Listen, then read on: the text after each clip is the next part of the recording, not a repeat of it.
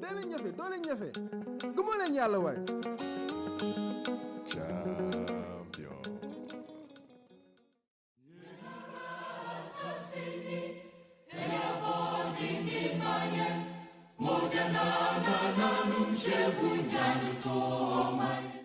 You are listening to In the Mix, and this silky voice is your host, Mariah, or as my dad likes to call me, Ambrose. The In the Mix podcast is the party dedicated to celebrating and demystifying the vibrant African sound that's Afrobeat, Amapiano, and all the juicy vibes in between. Today's episode is special. I wanted to put the podcast in the context of everything that's going on right now.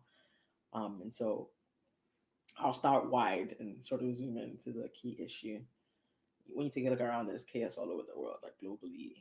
The world is in a state, to say the least. There's war, genocides, extreme weather events, the climate crisis is booming, economies are failing, oppressive governments are fighting against peaceful protesters. Let's think of Sudan and Congo are still fighting for peace and stability, and are really unfortunately like victims of their own resources. Kenyans took to the streets a few months ago protesting the government and corruption, and were met with state violence.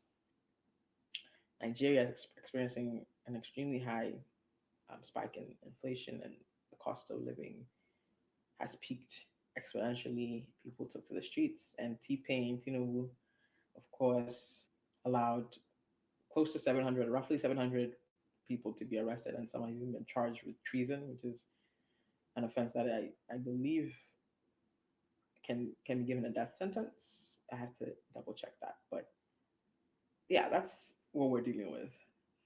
And of course, I have to bring it home to Ghana. And Ghana, Nigeria, evil twin, yeah, like 5 and 6, like that.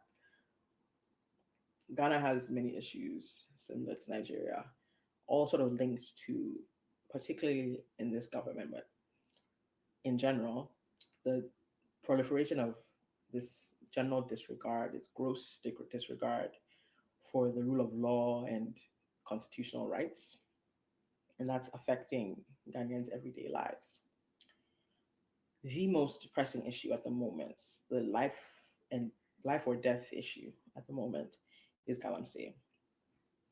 It is the word used to refer to illegal mining that's done in the country in various resource-rich regions in all throughout Ghana. This mining process is causing intense environmental destruction to our water bodies and our only supplies of water. And it's also a vehicle by which illegal arms trading occurs, child labor.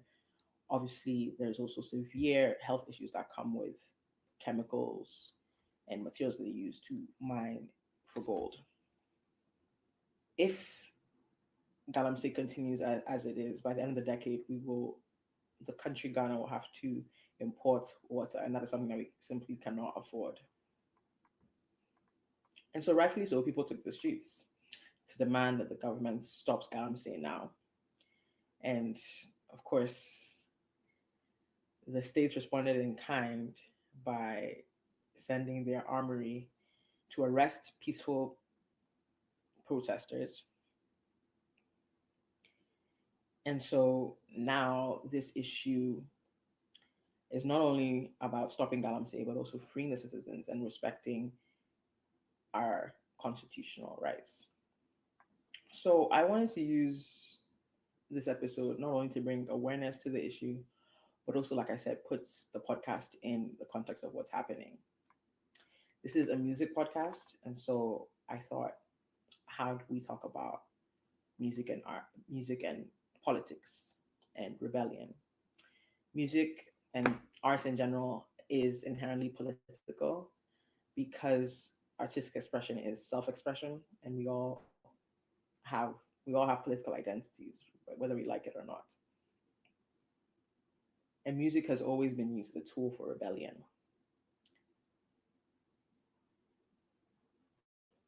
So, how has that been represented in African protests?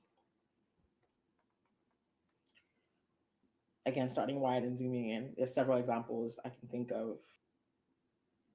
And then even thinking of big cultural events, I can think of the Caribbean carnivals. A lot of that started partially because of rebellion, showing Black pride and pride in culture and their joy and their freedom and shunning the slave master. And that's and these carnivals are filled with marching, dancing, singing, joy. And so when you and so we can even compare that to protesting. Naturally, protesting itself, the action in itself has a natural rhythm to it, right? There's marching, there's clapping, there's chanting globally. Obviously, within different cultures, it looks different. So thinking about it in African culture, we can think of Fela. A lot of Fela's music was anti-establishment. Those if you look through Fela's history, he was essentially an enemy of the state for a lot of his life and was met with a lot of violence due to his activism. I have to mention Bobby Wine, who started off as a musician, again, using that as his activism, talking about the problems that the Uganda government was creating for the country. And then he pursued a career in politics and won. And through that process, he suffered greatly in his life. Um, I mean, not to sound like he's still with us. Bobby Wine is still around. Though I said I talk like he's dead. There's a documentary on him. I think it's a National Geographic or like a Disney documentary. If you want to learn more about Bobby Wine, really good piece of history to learn. For for more contemporary examples, Burna Boy has several. A lot of his music, at least before more recently, before I think he really blew up, a lot of his music was political, sort of criticizing the Nigerian government and to some extent the Nigerian people for not choosing to fight for their dignity and to exist in a country that treats them well.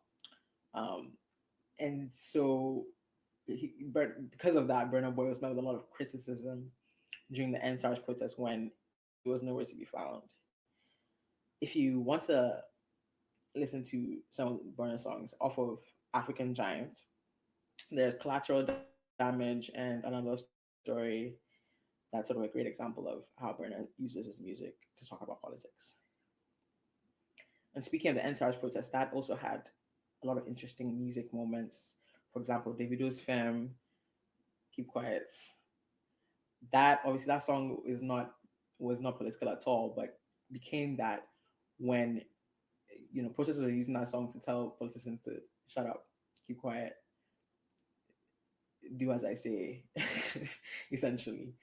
Um, and then also Ricardo Banks made a beautiful song, Ozumba Mbadiwe, which memorialized the protesters and the people that sacrificed their lives, their time, their peace of mind for the NSARS movement and were met with state-backed violence.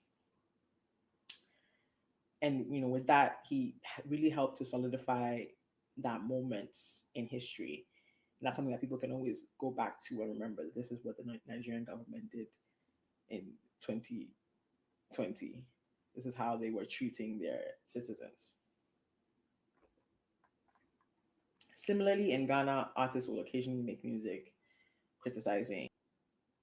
On the other hand, there are artists that, of course, are a lot more consistent in putting their art out, putting the message in the art, but also using their platform to speak out, joining protests, and so on. FOK and Boys, of course, I have to mention Mansa and One Love Kulo.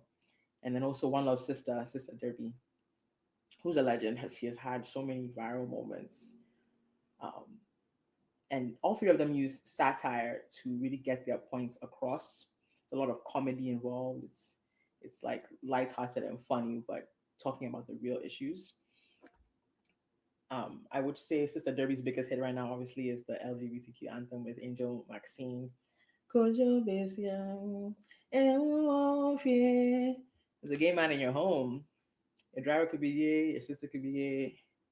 Again, political.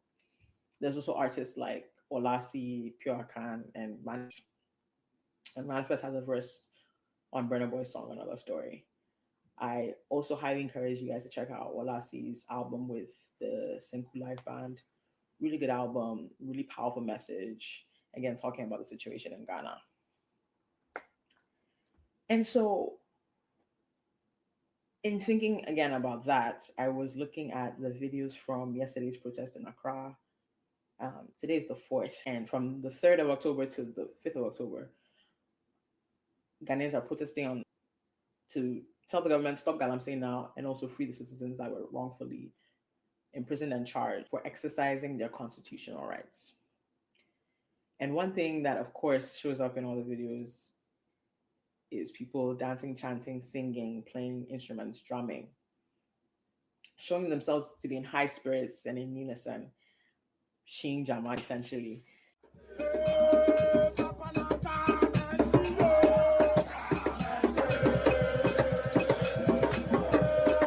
Jama is, for those that don't know, for my non-Ghanaians, Jama is a word that refers to a sort of call and response type of singing, which is accompanied by drumming, chanting, clapping, and other instruments, usually sang in the various local languages or pidgin. And most Ghanaians will know a few Jama songs because Jama really is such a ingrained part of the culture.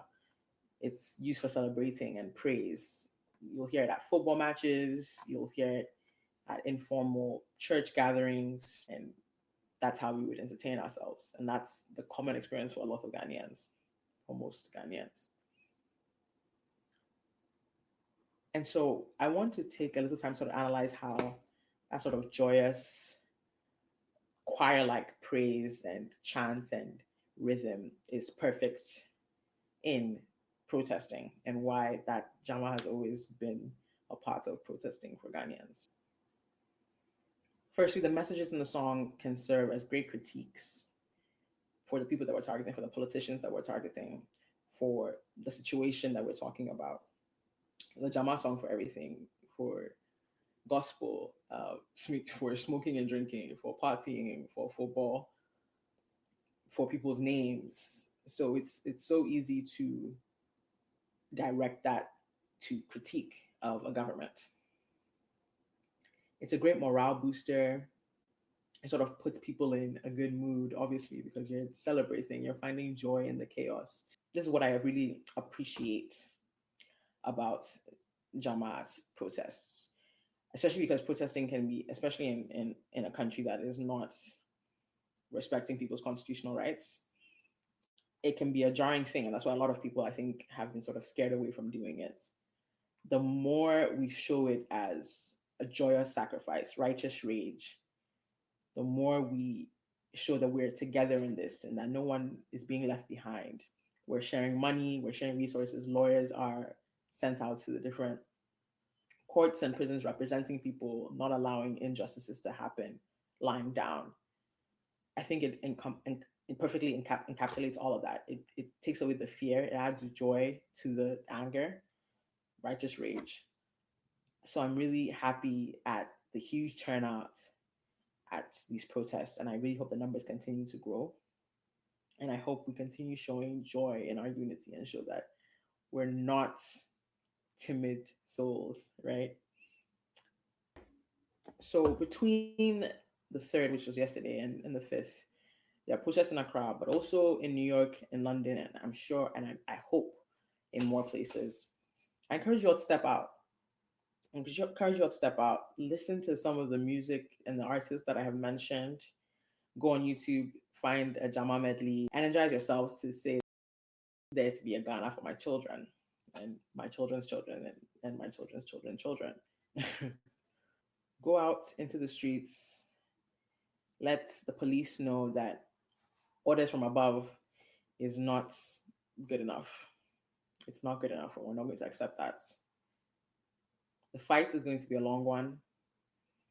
This is just the beginning, and I'm so happy to see that it's encouraging more and more groups to come out and express their different grievances. I just saw that the Teachers Association is also protesting.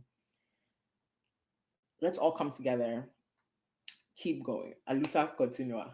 We have to keep going because the only way that change can happen. Go on Twitter, Instagram, check out the hashtag Stop Galamsey Now and Free the Citizens.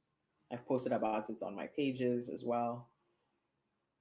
Go read, educate yourself, and add your voice, add your creativity, donate if you can. Let's show that we are citizens and not spectators. We demand and deserve dignified lives. I've been Mariah, and I'm saying free the citizens and stop Galamsey now. Thank you for listening. This has been In the Mix.